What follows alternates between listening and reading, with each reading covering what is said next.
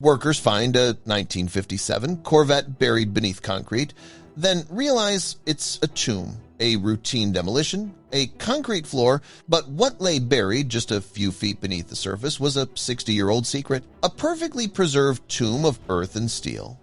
A construction crew was about to unearth a vintage sports car, a forgotten treasure. But when their foreman, a hardened veteran of the job, cut through its strangely welded trunk, he didn't cheer. He didn't celebrate. He saw what was inside, and he immediately began to cry.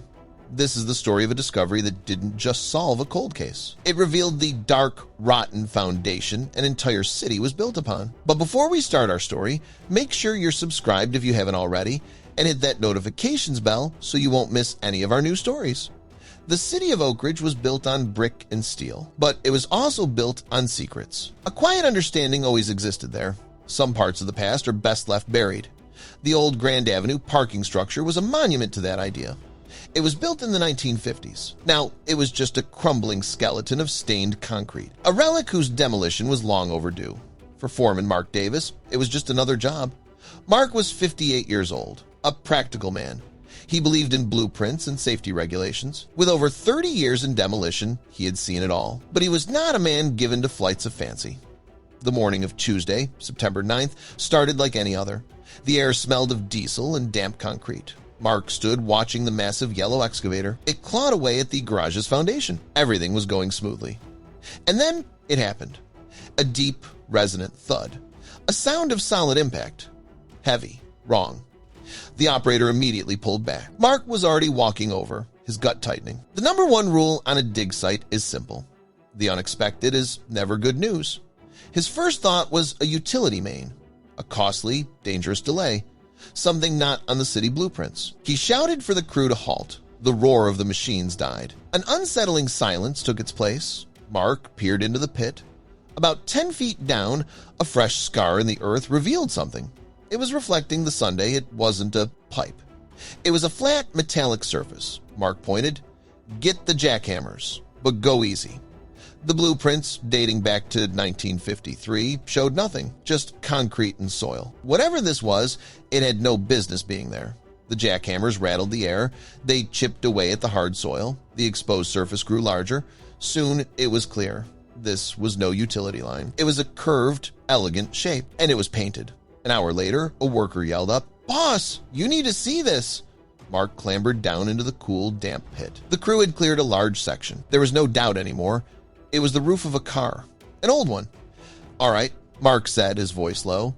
"Everybody back. We're digging this out by hand." He knew instinctively this was no longer a demolition site. It was an archaeological dig, but a chill ran down his spine. Why would someone bury a car here? The news spread through the crew. Work stopped. Everyone gathered to stare at the impossible sight. The rest of the day was a blur of controlled excitement. They used shovels and pickaxes. They carefully excavated around the vehicle. Slowly, the car began to reveal itself. It was a 1957 Chevrolet Corvette convertible. But now, it was a ghost. Its paint was blistered. Its metal body was scarred with corrosion. By late afternoon, the entire vehicle was clear. The next challenge was getting it out. Mark called in a heavy-duty crane. As it moved into position, a small crowd of onlookers gathered. The car groaned. It was being pulled from the earth for the first time in over half a century. It rose into the air, raining mud and debris. Then, it was gently lowered onto a flat patch of ground. The crew gathered around it in awe. But, as they inspected the rear, the mood shifted. Something was wrong. The trunk didn't look right. The trunk had been welded shut. A cold silence fell over the crew. This was terribly wrong. You don't weld a trunk shut to protect what's inside. You weld it to keep something from getting out. All thoughts of treasure vanished. They were replaced by a shared, unspoken dread. Mark sent a man for the cutting torch. Mark was the foreman. It was his job. He put on dark goggles. He ignited the torch with a sharp hiss. Its hot blue flame cut the afternoon quiet. He lowered the flame to the ugly, rusted weld. Sparks flew. The smell of burning metal filled the air. He moved slowly, deliberately, tracing the outline of the trunk. It took him nearly 10 minutes. When he was done, he switched off the torch. The heavy trunk lid swung all the way open with a final, mournful creak. And they all saw it. There was no gold, no gangster money. The trunk was almost entirely filled with a single, large, dark brown suitcase. It was made of weathered leather. It had heavy brass latches. It was old, stained, and looked impossibly heavy. But it wasn't the suitcase that made Mark's blood run cold. It was the dark stains that had soaked into the trunk's floor, and the faint, musty, organic smell that wafted out. A smell of decay, trapped for decades. Mark stared at the suitcase. He saw the story, the welded trunk, the buried car, the isolated location. He didn't know who was in it or why, but in that single horrifying moment, he knew what was in it. This wasn't a discovery. It was a gravesite. What have I done? He thought.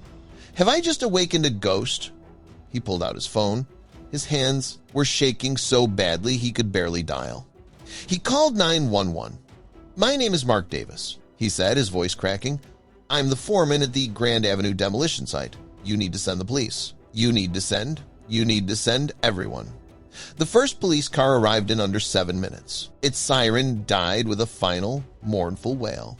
Then another came, and another. Soon, the site was flooded. The controlled chaos of demolition was gone. It was replaced by the rigid, methodical order of a major crime scene. Yellow tape was stretched everywhere.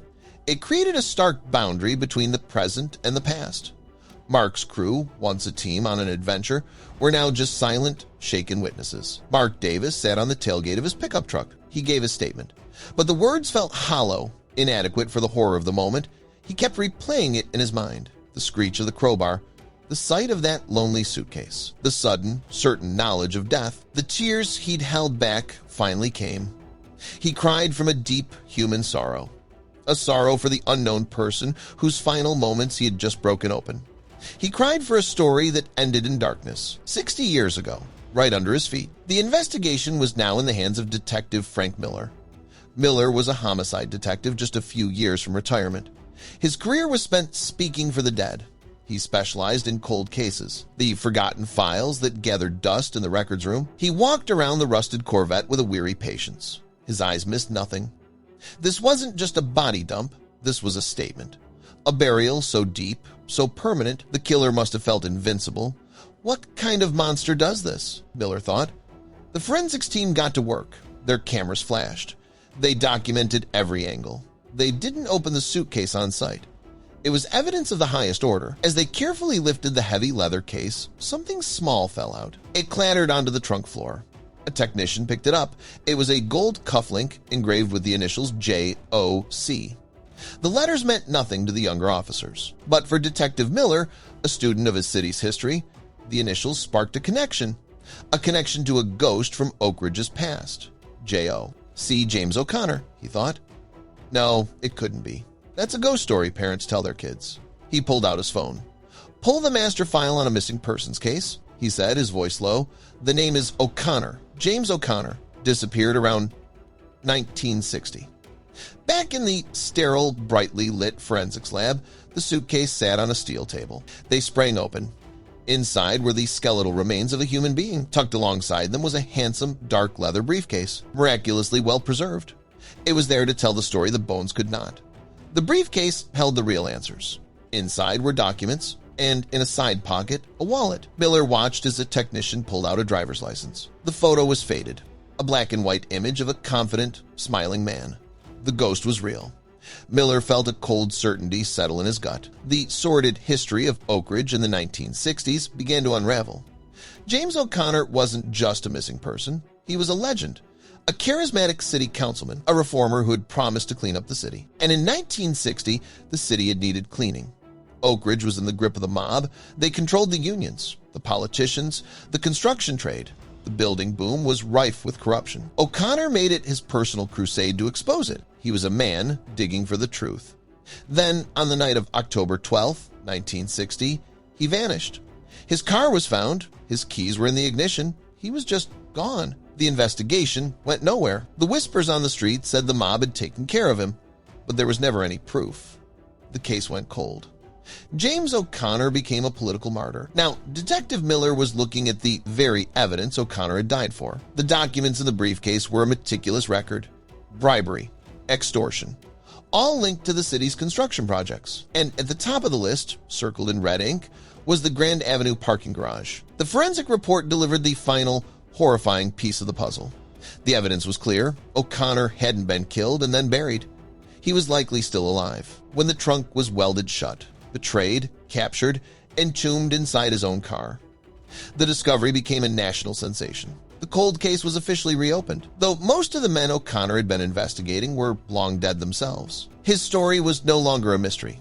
A few weeks later, Mark Davis stood outside the yellow tape. He watched as a hearse took away the remains of James O'Connor. The city was planning a formal hero's burial. Mark was no longer just a foreman. He was the man who had found him, the man who had brought the truth to light. He started that day wanting to tear down an old building. Instead, he ended up giving a man his name back. He gave a city a piece of its history it had tried to forget. He looked at the deep hole where the Corvette had been, a wound in the earth. He understood now. Sometimes the most important things are not what we build, but what we are willing to unearth. The secrets, the stories, and the people hidden just beneath our feet.